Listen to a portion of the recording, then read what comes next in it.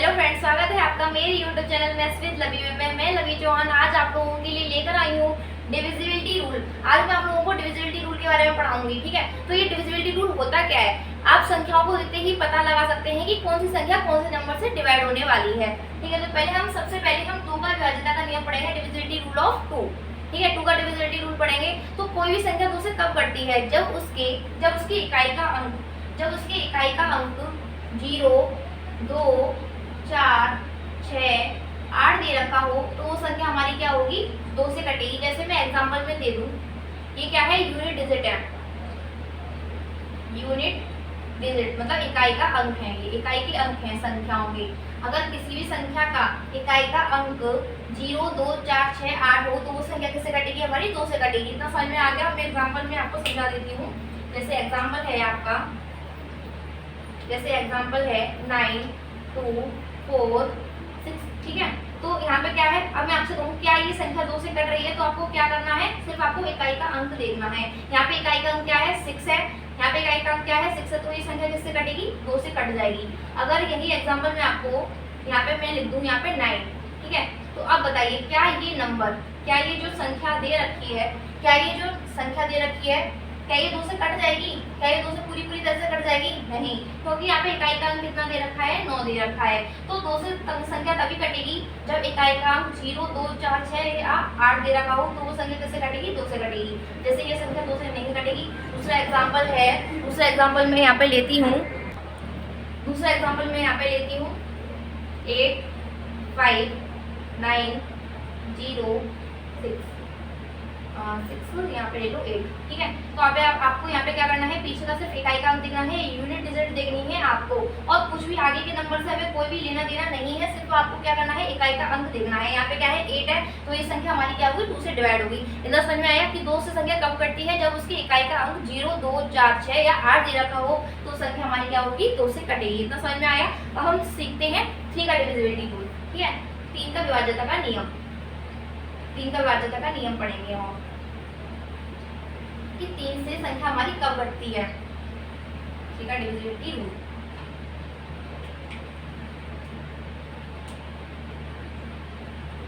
तीन का विभाज्यता का नियम, कोई भी संख्या हमारी 3 से कब बढ़ती है, जब उसके अंकों का योगफल संख्या के अंकों का योगफल 3 से डिविजिबल है, तो वो संख्या भी हमारी क्या होगी, 3 से डिविजिबल होगी। जैसे कि मैं यहाँ पे लिख देती हूँ, कोई भी संख्या हमारी 3 से कब कटेगी, जब वो सम ऑफ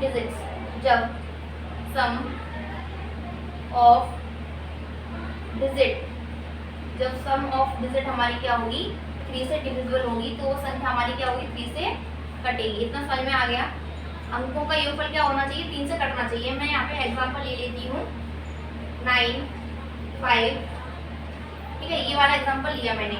तो बताइए क्या ये संख्या 3 से कट रही है, तो मैंने आपको क्या बताया, आपको यहाँ पे क्या करना है, अंकों का ऐड करना है, मतलब डिजिट जो दे रखी है अंकों का योगफल करना है। तो 9, 5, 3, 1। आपको इस तरीके से ऐड नहीं करना, आपको डायरेक्टली यहीं पे ऐड कर देना है। मैं तो आपको समझाने के लिए ये चीज करा रही हूँ। ठीक है, तो यहाँ पे 9 हो गया, 9 और 5 कितना हो गया, 14 और 3 17 और 1 18 इतना आया। तो जो 18 है वो क्या है, 3 के टेबल में आता है, तो ये संख्या भी किससे कटेगी, 3 से कटेगी। आप इसको डायरेक्टली यहीं कर सकते हैं। आपको 9 और 5 14 और 3 17 और 1 18। ठीक है, अब मैं दूसरा एग्जांपल यहाँ पे ले लेती हूँ 399। 399 भी क्या है, हमारी 3 से डिविजिबल है। जब आप इसके अंकों का योगफल करेंगे तो उसके अंकों का योगफल 3 से कट जाएगा, तो ये संख्या भी हमारी क्या होगी, 3 से कट जाएगी। इतना समझ में आया। 3 का डिविजिबिलिटी रूल समझ में आया। यहाँ पे क्या है, 3 का डिविजिबिलिटी रूल क्या कहता है, सम ऑफ डिजिट्स अगर 3 से डिविजिबल है तो वो संख्या भी हमारी क्या होगी, 3 से डिविजिबल होगी। अब हम सिखाएंगे आपको 4 का डिविजिबिलिटी रूल। अब समझाऊंगी मैं आपको 4 का डिविजिबिलिटी रूल क्या होता है।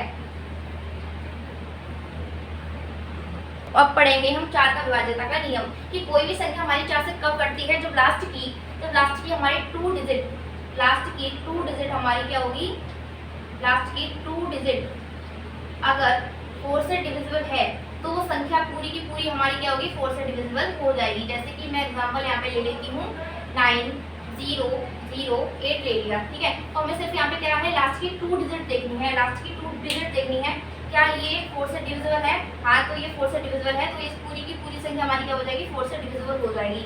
समझ में आ गया। मैं दूसरा एग्जांपल यहाँ पे ले लेती हूँ दूसरा एग्जाम्पल यहाँ पे ले लो 7 6,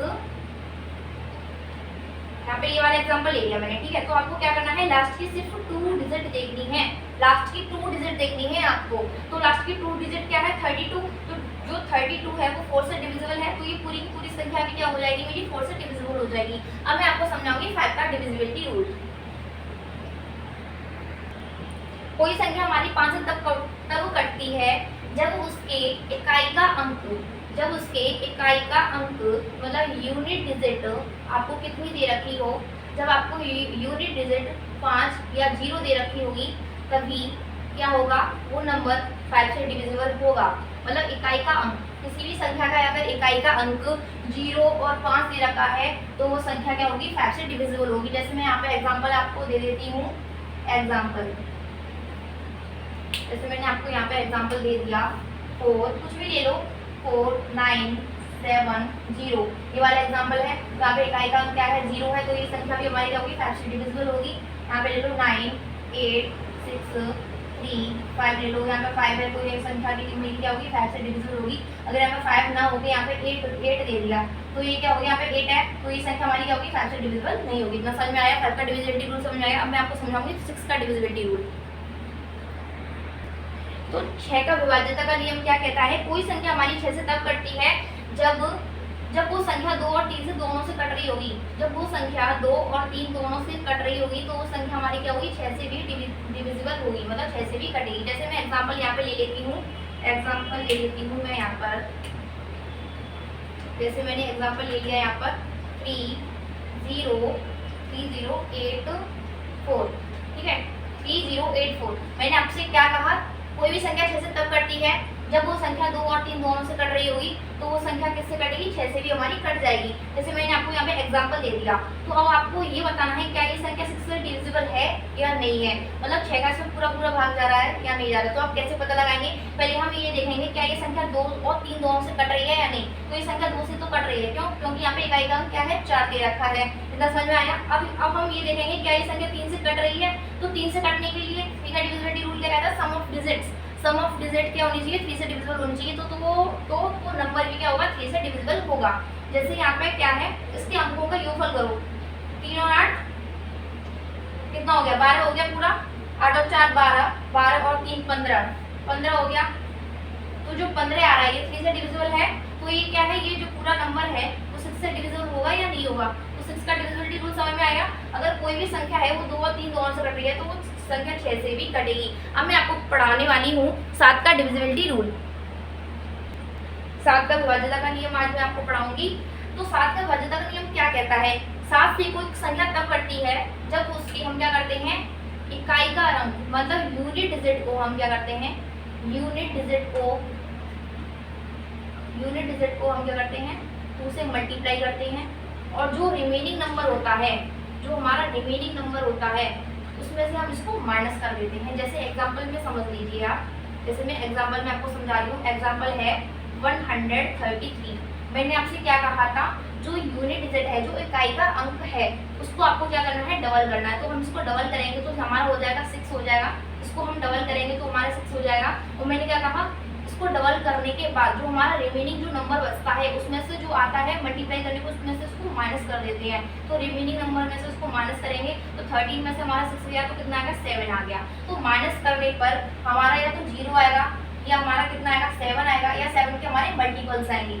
अगर हमारा 0 या 7 आएगा या 7 का मल्टीपल तो हमारे क्या है, तो वो संख्या हमारी 7 से डिविजिबल होगी। यहाँ पे कितना आ रहा है मेरा 7 आ रहा है, तो ये संख्या हमारी किससे होगी 7 से कटेगी। अब मैं आपके लिए मैं दूसरा एग्जाम्पल लेती हूँ, दूसरा एग्जाम्पल मैं यहाँ पे लेती हूँ आप लोगों के लिए।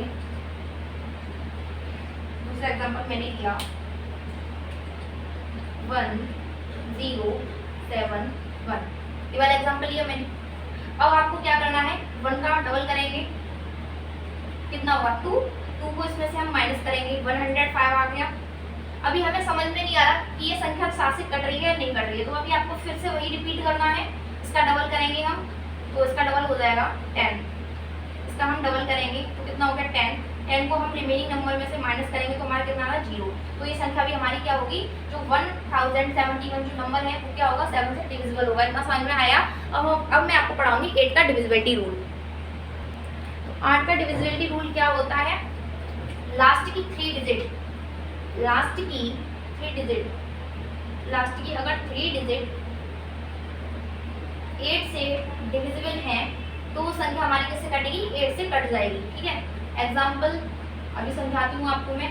जैसे एग्जाम्पल मैंने ले लिया यहाँ पे 9 7 ये ले लिया मैंने। ठीक है, तो आपको क्या करना है, लास्ट की 3 डिजिट देखनी है, सिर्फ आपको लास्ट की 3 डिजिट देखनी है। 8 से इसमें भाग देना है। क्या ये कट रही है? हाँ कट रहा है, तो ये पूरा नंबर कैसे होगा, 8 से डिविजिबल होगा। ठीक है, इतना समझ में आया। मैं दूसरा एग्जाम्पल ले लेती हूँ यहाँ पर 7 6 5 0 0 0 0 ये ले लिया। ठीक है, तो अब आपको क्या करना है, सिर्फ लास्ट की 3 डिजिट देखनी है। तो लास्ट की 3 डिजिट 8 से डिविजिबल है, तो ये पूरी संख्या हमारी क्या होगी, 8 से डिविजिबल हो जाएगी। तो समझ में आया। अब मैं आपको पढ़ाऊंगी 9 का डिविजिबिलिटी रूल। 9 का जैसे मैंने आपको 3 का डिविजिबिलिटी रूल समझाया था, बिल्कुल सेम वैसा ही आपका क्या है, 9 का डिविजिबिलिटी रूल है। 9 का डिविजिबिलिटी रूल क्या है, सम ऑफ डिजिट। अगर सम ऑफ डिजिट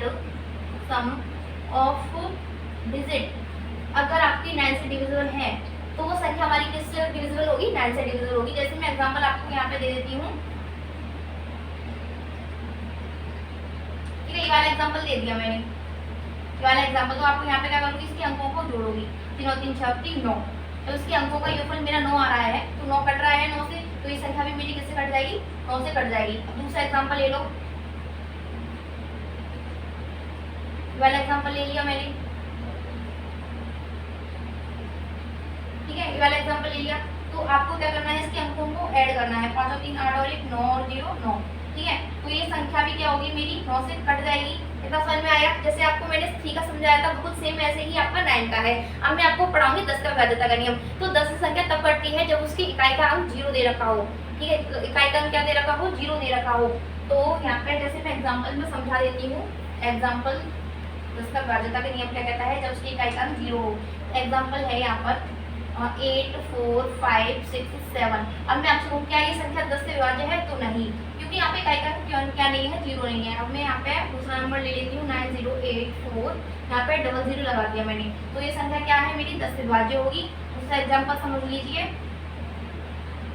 ये भी नंबर मेरा क्या है, 10 से विभाज्य होगा। इधर समझ में आएगा। 10 का डिविजिबिलिटी रूल क्या है, तो उसकी इकाई का अंक 0 दे रखा हो तो वो संख्या मेरी किससे कटेगी, 10 से कटेगी। और 9 का डिविजिबिलिटी रूल क्या है, 3 का और 9 का बिल्कुल सेम डिविजिबिलिटी रूल है। सम ऑफ डिजिट्स अगर 9 से डिविजिबल है तो वो संख्या भी मेरी किससे होगी, 9 से डिविजिबल होगी।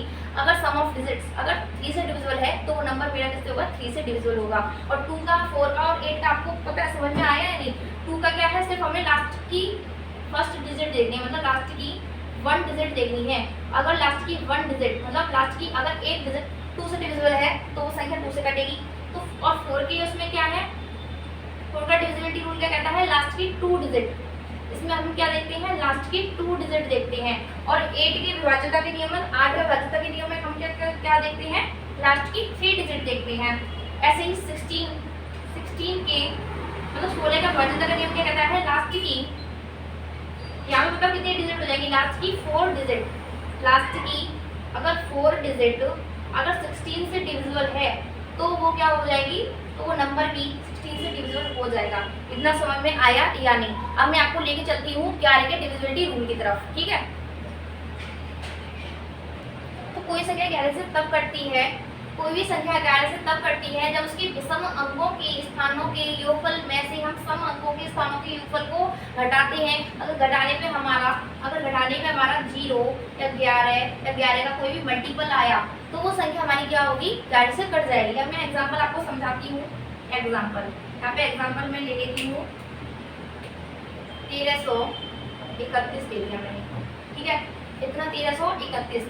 अब आपको ये समझ में नहीं आ रहा होगा विषम अंक क्या होते हैं, सम अंक क्या होते हैं। देखो अब मैं यहाँ पे इसको नंबरिंग दे देती हूँ। जैसे यहाँ पे ये क्या है, जो 1 है, यहाँ पे 1 के स्थान पर है, यहाँ पे 2 के स्थान पर है, मतलब 3 है वो 2 के स्थान पर है, यहाँ पे ये 3 के स्थान पर है, और ये जो 4 है वो 4 के स्थान पर है। इतना समझ में आ गया। तो आपको मैंने यहाँ पे क्या कहा, विषम अंकों के स्थानों का योगफल। तो विषम अंक हमारा 1 और 3 ही तो है यहाँ पे, तो हमें क्या करना है, विषम अंकों के स्थानों का योगफल। तो हमें 3 और 1 4 हो गया कि योगफल में से सम अंकों के स्थानों के योगफल को हमें क्या करना है, माइनस करना है। तो 3 और 1 4, जब इसको इसमें से माइनस करेंगे तो हमारा कितना आ गया, 0 आ गया। ठीक है। तो ये नंबर जो है 1331 क्या है, ये 4 से डिविजिबल, सॉरी 11 से डिविजिबल क्या हो, 11 से डिविजिबल हो जाएगा। अब मैं दूसरा एग्जांपल आपको समझाती हूँ। दूसरा एग्जांपल यहाँ पे मैं ले लेती हूँ 4 3 8 1 7 2 9। ठीक है। अब मैं यहाँ पे क्या है, यहाँ पे ये 1 के स्थान पर है, या 2 के स्थान पर, 3 के स्थान पर है, ये 4 के स्थान पर, 5 के, और ये 6 के स्थान पर है, और ये 7 के स्थान पर है। मैंने आपको ये समझाने के लिए इसको नंबरिंग दी है कि आपको समझ में नहीं अगर आ रहा होगा कि विषम अंक ये क्या होते हैं, सम अंक क्या होते हैं। तो यहाँ पे ये क्या है, ये क्या है, विषम अंक है, ये विषम अंक है या नहीं, और यहाँ पे ये सम अंक है। ठीक है, इतना समझ में आ गया। तो आपको क्या करना है, विषम अंक के योगफल में से, विषम अंकों के योगफल में से आपको क्या करना है, सम अंकों की स्थानों के योगफल को माइनस कर देना है। तो आपको एक नंबर छोड़ के आपको ऐड करना है, एक नंबर फिर ये छोड़ा फिर ऐड किया, फिर एक नंबर छोड़ा फिर ऐड किया। तो ये कितना हो गया, 8 और 4 12, 12 और 7 19, 19 और 9 मेरा कितना हो गया 28। समझ में आ गया। अब आपको क्या करना है, 3 और 1 4, 4 और 2 मेरा कितना हो गया 6। तो यहाँ पर कितना आया 22 आया। जो 22 है वो 11 का मल्टीपल है। जब 11 का मल्टीपल है तो ये संख्या क्या होगी, मेरी 11 से डिविजिबल हो जाएगी। मैंने आपको बताया था कि विषम अंकों के स्थानों के योगफल में से अगर हम सम अंकों के स्थानों के योगफल को हम माइनस करते हैं, तो अगर माइनस करने पर हमारा 0 या 11 आता है या 11 का मल्टीपल आता है, तो वो संख्या जो होती है हमारी 11 से डिविजिबल हो जाती है। इतना आपको आज की वीडियो में समझ में आया या नहीं आया। आज मैंने आपको डिविजिबिलिटी रूल 2 से लेके मैंने आपको 11 तक डिविजिबिलिटी रूल के बारे में आपको मैंने पढ़ाया है। अगर आपको ये वीडियो अच्छी लगे तो प्लीज़ कमेंट में जरूर बताइए आपको ये आज का जितना भी मैंने पढ़ाया है आपको समझ में आया या नहीं आया। अगर वीडियो अच्छी लगी तो वीडियो को लाइक करना, शेयर करना और कमेंट में जरूर बताइए कि आपको ये समझ में आया या नहीं आया। अगर आप इस चैनल पर नए हैं और मेरी वीडियो को पहली बार देख रहे हैं तो आप मेरे चैनल को सब्सक्राइब कर सकते हैं। Thank you so much.